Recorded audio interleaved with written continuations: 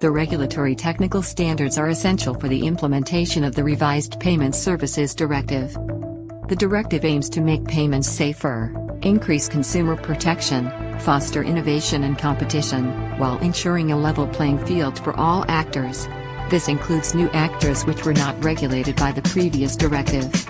The role of the regulatory technical standards is to provide detailed security measures that were only addressed through general principles in the directive. They also ensure effective and secure communication between the relevant actors. The regulatory technical standards are directly applicable to EU member states and don't have to be transposed into national law. They are compliance requirements for payment services providers.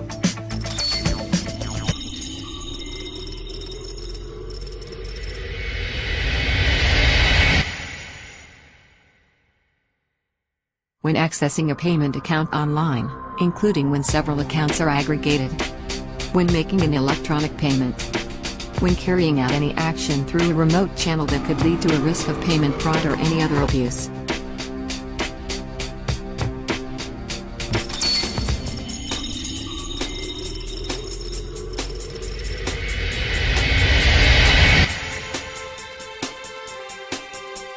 Customer identity has to be verified using 2 or more factors: knowledge, ownership, or adherence.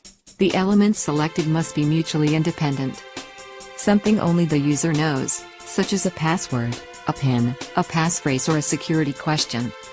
Something the user has, such as a token, a card or a mobile phone.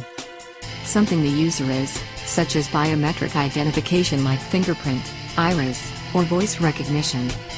At least one of the elements should be non-reusable and non-replicable, except for adherence, and not capable of being surreptitiously stolen via the Internet.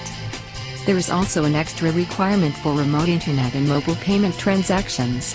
A unique authentication code must link the transaction to a specific amount and a specific payee.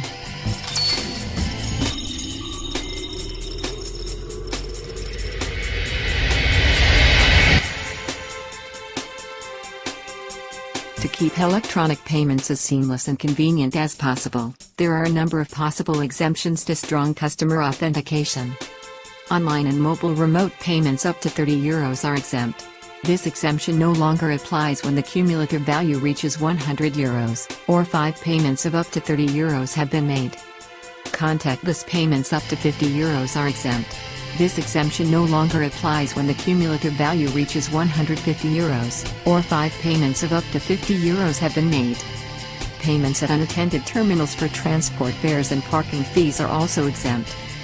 Corporate payments are also exempt if dedicated payment processes and protocols are used, and if the national competent authority is satisfied with their security. When the online payment account is consulted, strong customer authentication is only needed the first time, and every 90 days after that.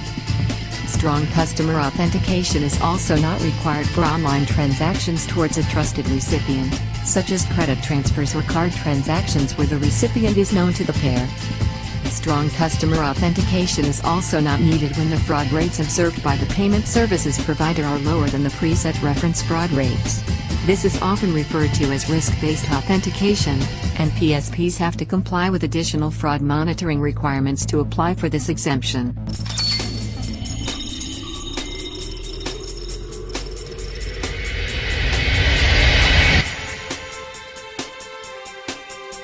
The burden of proof is on the PSP. Only if the payer has given consent to execute the payment transaction will it be considered authorized. Consent to execute payment transactions is given in the form agreed between the payer and the PSP. In the absence of consent, a payment transaction is considered to be unauthorized. The payer can claim full reimbursement from their PSP in case of an unauthorized payment if there was no strong authentication measure in place and if the payer didn't act fraudulently.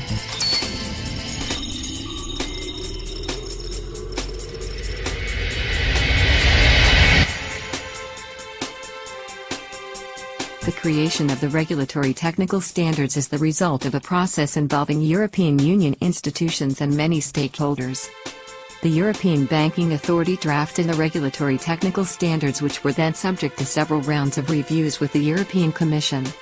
The final version of the Regulatory Technical Standard was adopted by the Commission in November 2017.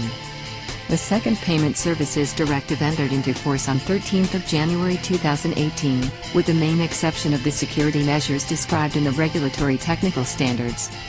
The European Parliament and the European Council approve, or reject, the final Regulatory Technical Standards.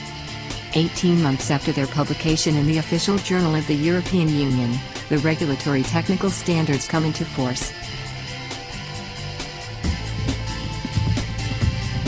During the transition period between January 2018 and around September 2019, the European Banking Authority invites all stakeholders to ask questions about any gray areas of the Regulatory Technical Standard, and will publish clarification. In that period, the strong customer authentication rules don't apply. Third-party providers can't be forced to use APIs and can still use screen scraping to get access to customers' payment accounts.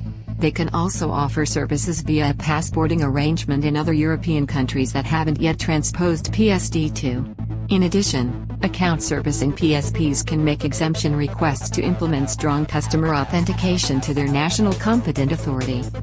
This was part 1 of the video explainer series for the PSD2 Regulatory Technical Standards.